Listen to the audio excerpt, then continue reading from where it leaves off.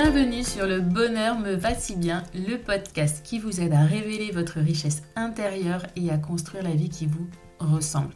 Je m'appelle Audrey et je suis coach de vie. Sur ce podcast, je vous livre tous les 15 jours des conseils, des outils et méthodes concrètes pour comprendre vos émotions, mettre en lumière vos qualités, oser être vous. Ma mission, c'est de vous guider, de vous aider à mieux vous connaître, à vous approprier votre vie pour être plus sereine, épanouie et trouver votre cohérence. Ici, on parle donc de confiance en soi, de lâcher prise, de pensée positive, bref. En résumé, je vous aide à révéler la jolie pépite qui est cachée en vous. Alors, préparez-vous à reprendre votre vie en main.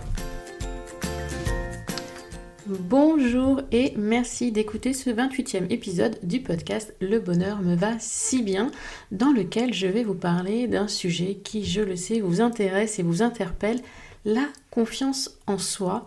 Je vais vous donner 5 clés pour booster votre confiance en vous. La confiance en soi, c'est un vaste sujet. Vous en entendez parler, je pense, très régulièrement sur les réseaux sociaux, sur Internet, dans les différents podcasts que vous écoutez. Et d'ailleurs, qui parmi vous n'aurait jamais été confronté à un manque de confiance en soi ?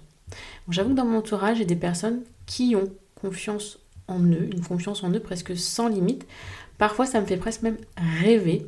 Et bien souvent, ça m'agace parce que j'aimerais pouvoir réagir comme eux, être sûre de moi et arrêter de me poser 10 000 questions. Mais d'un autre côté, ces petits moments de doute me font aussi du bien. Ils me permettent de me tempérer. Et comme j'ai souvent 36 000 idées par journée, c'est pas négatif, croyez-moi. Et puis ces petits moments, ça me permet également de réfléchir à l'important, à qui je suis et où je veux aller. C'est prendre du recul en fait sur certaines situations, sur certaines décisions. Et ce n'est pas plus mal. Donc pour moi, vraiment la confiance en soi et le manque de confiance en soi, cela dépend à quel niveau bien sûr on manque de confiance en soi, ce n'est pas toujours quelque chose de négatif.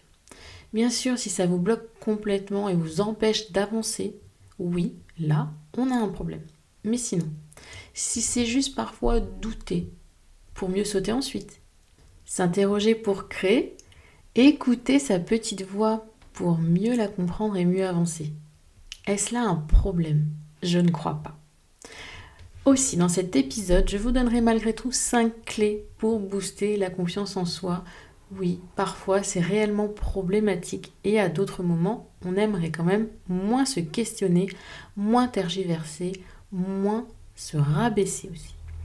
La confiance en soi, sachez, c'est un des piliers de la méthode 5C. Cette méthode que j'ai créée pour aider les femmes à se révéler, à révéler au monde la jolie pépite qui sommeille en elles. 5C, ce sont 5 clés, 5 piliers pour enfin reprendre le pouvoir sur sa vie, savoir qui l'on est, ce que l'on veut et avancer chaque jour vers sa cohérence. Et tu peux, si tu le souhaites, télécharger gratuitement cette méthode en suivant le lien dans le descriptif de cet épisode. Et pour en revenir justement à l'épisode du jour, avant de rentrer dans le vif du sujet et te donner donc ces 5 clés pour booster la confiance en soi, je te propose de revoir ensemble ce qu'est la confiance en soi. La confiance en soi, c'est notre croyance dans notre capacité à faire les choses. Si vous manquez de confiance en vous, vous avez sans doute l'habitude d'entendre cette petite voix qui vous dit « Je ne suis pas capable. Non, je ne suis pas capable de faire ça. Jamais, mais alors jamais j'arriverai à faire ça. J'ai pas les compétences pour faire ça. » Vous voyez, faire. L'action, l'acte, la confiance en soi, c'est notre manque de croyance dans notre capacité à faire. Attention, la confiance en soi est justement différente de l'estime de soi. C'est lié, mais l'estime de soi, elle, est la croyance dans sa capacité d'être et non plus de faire. Une nuance qu'il est important de comprendre pour bien différencier estime de soi, confiance en soi. Du coup, comment acquérir cette confiance en soi? Comment parvenir à garder confiance dans ce que l'on fait? Voici mes 5 clés pour booster sa confiance en soi. Promis, rien de bien compliqué.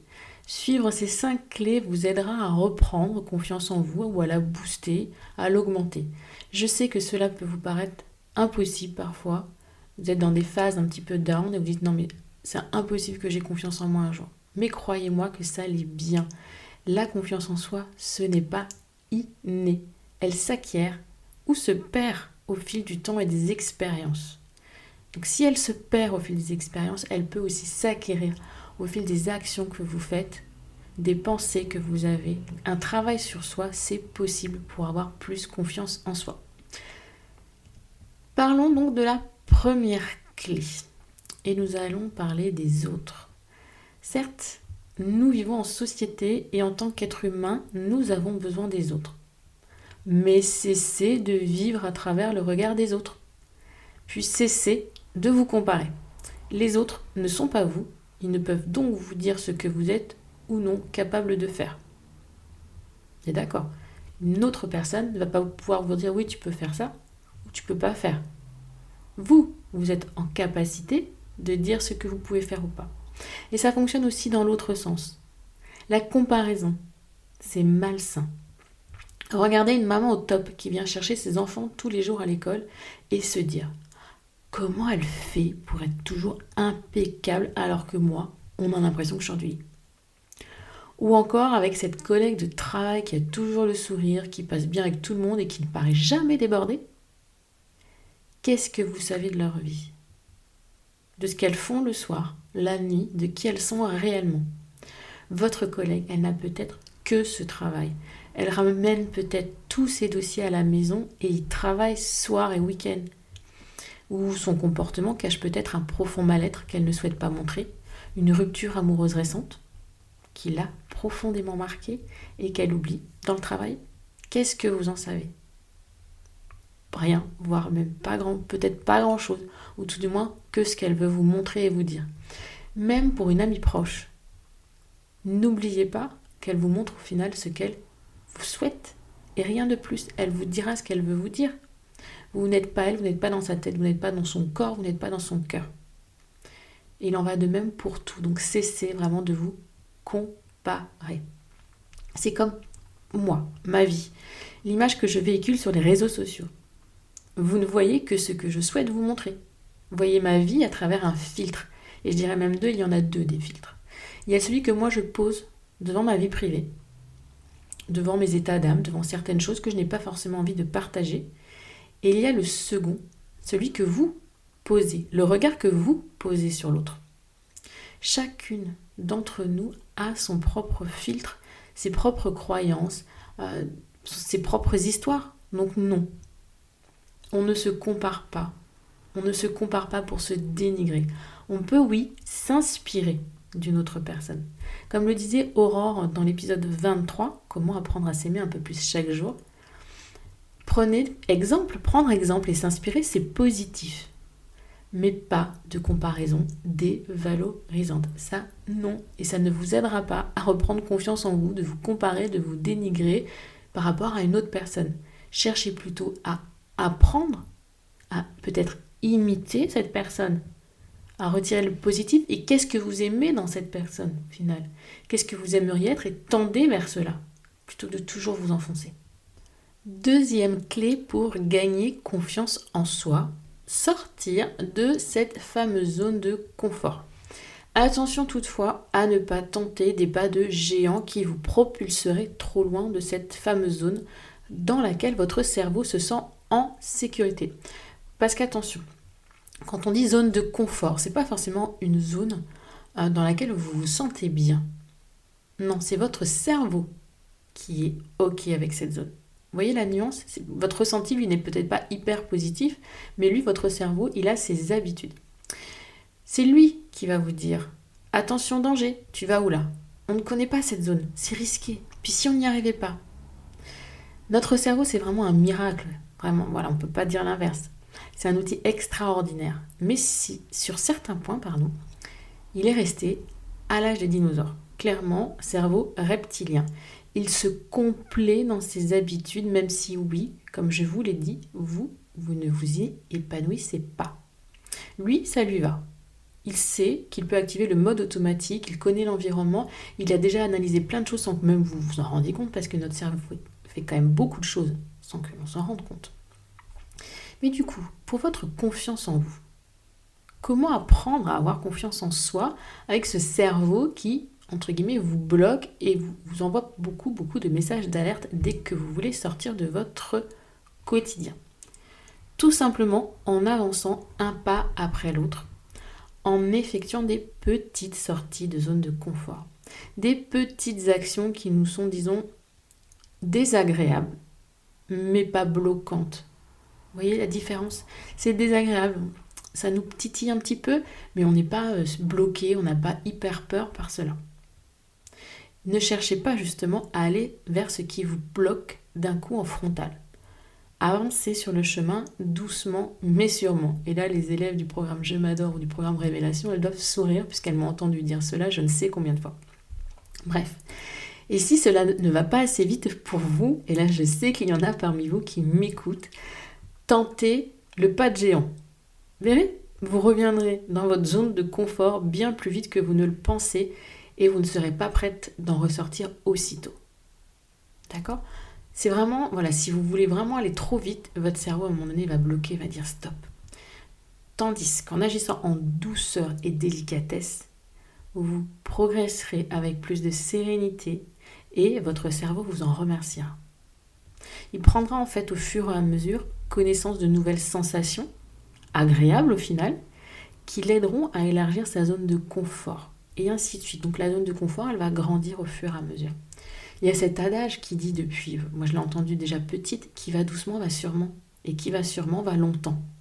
Il est là en fait, on le disait d'une façon différente, c'était mon grand-père qui me le disait, il me le disait en italien, qui va piano bassano, qui bassano va lontano. Et voilà, et ça veut dire ça en fait.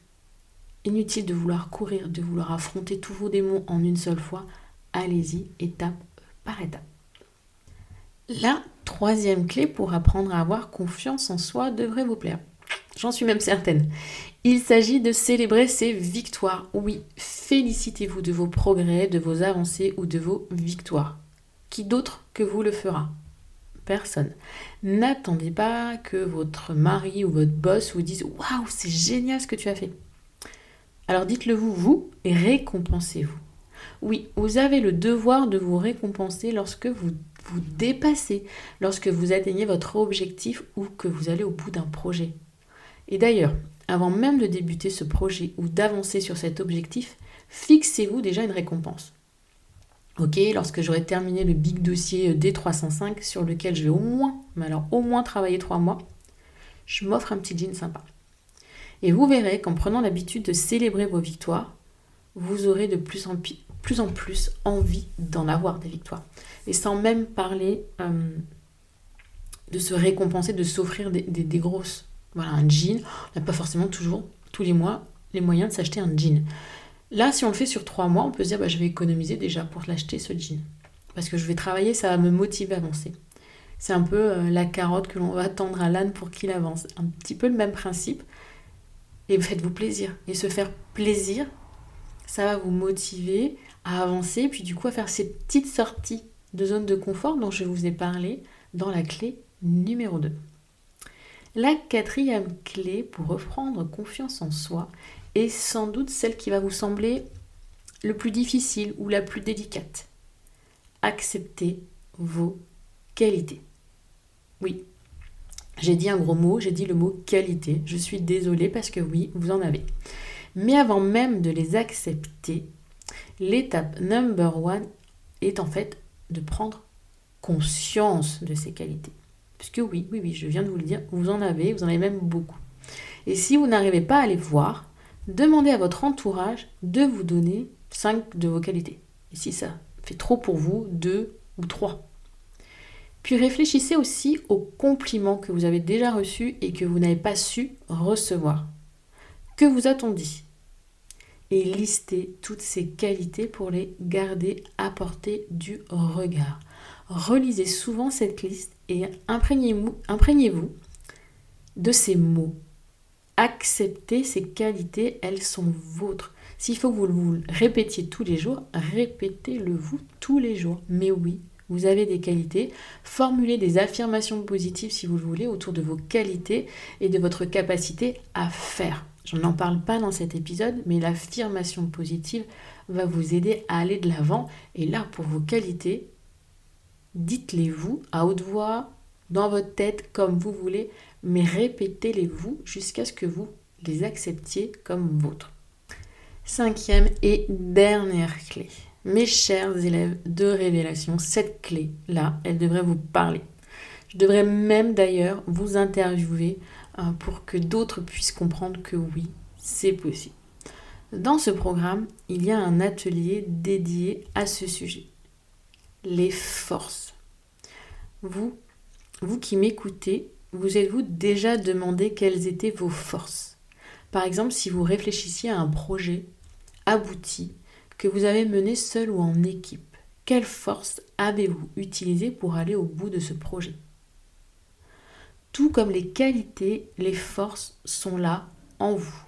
Souvent, ce sont même des choses ultra naturelles pour vous. Mais ce n'est pas forcément le cas pour tout le monde. Je pourrais pour ma part citer ma soif de savoir, ma curiosité, mon organisation. Ces 3 forces, elles m'ont beaucoup aidée et m'aident encore aujourd'hui dans tous mes projets. Et ayant mis le doigt dessus, je sais à présent plus m'en servir en prenant surtout conscience de ce que je fais et du comment. L'organisation, pour moi, pendant longtemps, c'était quelque chose de banal. Enfin, c'était normal de m'organiser, c'était naturel. Enfin, je ne me posais pas de questions. J'étais organisée, point. Maintenant, je sais que cela n'est pas une facilité pour tous. Que ma capacité à structurer, organiser et planifier, c'est un véritable atout. Du coup, d'une sensation d'être banalement organisée, je me sens fière de cette force que j'ai. Donc ma question, pour terminer cet épisode, est: quelles sont les forces dont tu es fière ? Et je suis certaine que tu dois en trouver. Pense à toutes ces choses parfois que tu fais de manière hyper naturelle.